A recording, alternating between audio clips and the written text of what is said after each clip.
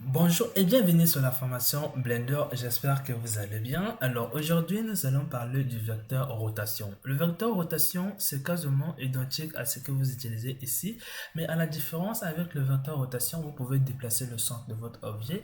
Vous pouvez aussi vous pouvez faire un écartement, donc un décalage d'angle de votre objet. Vous avez aussi la possibilité de spécifier quel est l'axe que vous voulez modifier sur les X et Y. J'espère que vous les comprenez. Alors, je vais créer un nouveau projet pour venir créer quelque chose d'autre. Donc, je vais supprimer ici. Je peux même créer, dites-moi, un nouveau projet. Alors, une fois que nous sommes ici, je vais supprimer ce cube pour aller de quelque chose de vide.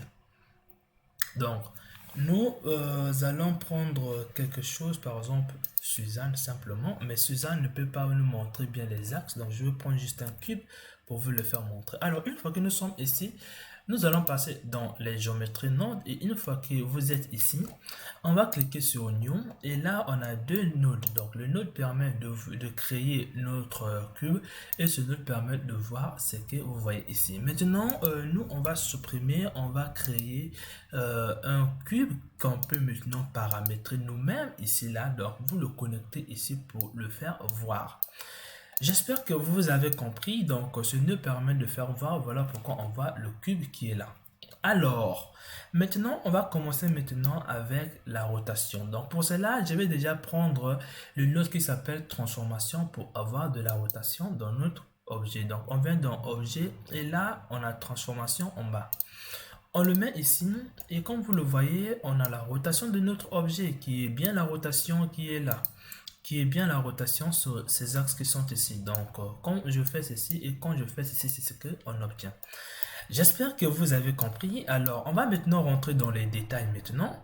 On va venir chercher le node qui s'appelle ici vecteur rotation. Vous le collez ici. Donc, vous ne pouvez pas coller parce que quoi? Ça marche pas. Vous ne pouvez pas coller une forme avec un vecteur. Ça peut pas marcher. Donc, vous allez venir prendre, puisque c'est rotation, ça ne peut que marcher vraiment avec la rotation. Donc, je vais venir coller rotation avec rotation.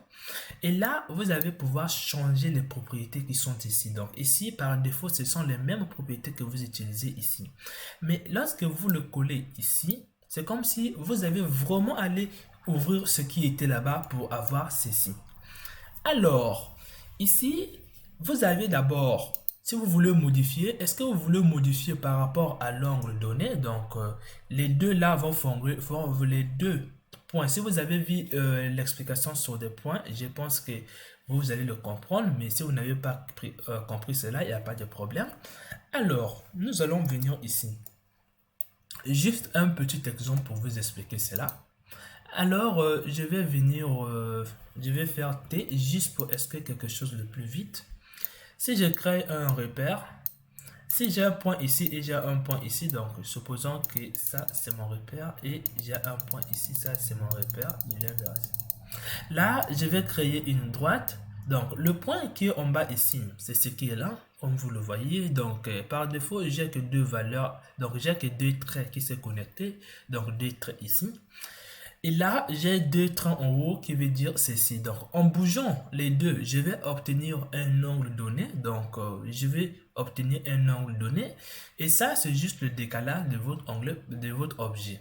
J'espère que vous avez compris comment avoir le décalage d'angle ici. Donc, si par exemple, je mets une autre valeur, par exemple, je ne sais pas, une valeur de 2D.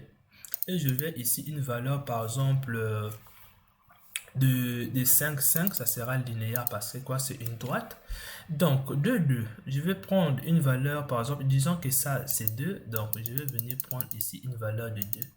Disons que ça aussi, c'est 2. Je vais venir prendre ici. Et là, je fais ici. Et là, je vais venir prendre 5, 5. Donc, ça, supposons que c'est 5. Je mets ici. Et ça, supposons qu'ici, c'est 5. Je mets ici. Et là, la droite est bien comme ça. Vous voyez bien que l'angle ici n'est pas vraiment un peu la même. Donc, si ça soit égal, ça doit être parallèle. Donc, je ne vais pas aller loin. Donc, j'espère que vous avez vu comment déterminer l'angle. Donc, ici, c'est déplacer le point qui est ici. Et ça, c'est déplacer le point qui est en haut pour avoir quelque chose. Donc, par défaut, on va vous dire, ça, c'est le truc d'en bas et ça c'est pour la direction d'axe. Or, la direction d'axe se détermine seulement avec le point d'en haut.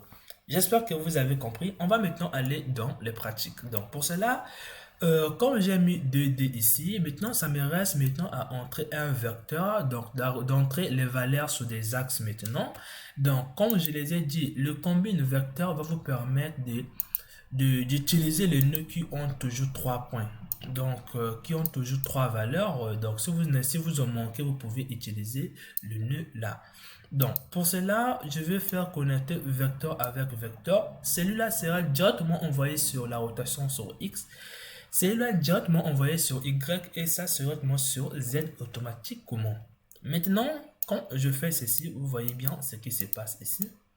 Je peux faire ceci, je peux faire mes rotations comme vous le voyez ici. Donc là, vous voyez bien, ça tourne mal. Alors, j'espère que vous avez compris. Maintenant, nous allons, le plus intéressant, n'utilisez pas ceci, utilisez plutôt ceci pour être plus à l'aise. Donc, quand je mets X, et là, je n'ai pas vraiment beaucoup de paramètres. Il suffit d'augmenter, de mettre les valeurs. Et là, je n'ai qu'à changer le centre de mes objets. Si je viens ici, le centre de l'axe de rotation, quand je tourne par exemple sur X comme ça ne va qu'agir avec X. Donc pour les autres valeurs, ça va réagir normalement. Ça sera votre Y, ça c'est votre Y, ça va réagir normalement comme vous le voyez ici. Ça ne réagit pas normalement. Alors ici vous aurez Z, donc ça sera la même chose de votre Z ici. Si je prends par exemple l'axe Y et là je modifie bien l'axe Y, ça suit bien la direction qui est là. Et là, vous voyez bien X. En fait, X est toujours X, mais c'est votre objet qui a été décalé.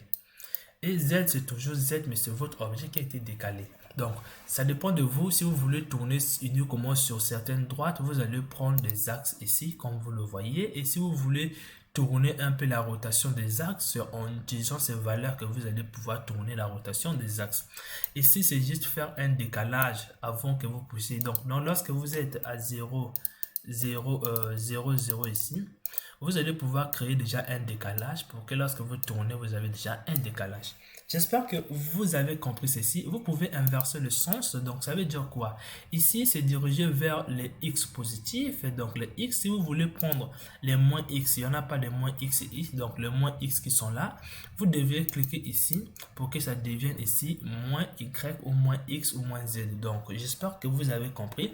On se retrouve dans la prochaine vidéo auquel je vais expliquer maintenant les textes. Je vais expliquer les textes pour partir avec le pont aussi. Donc, on se retrouve à la prochaine vidéo.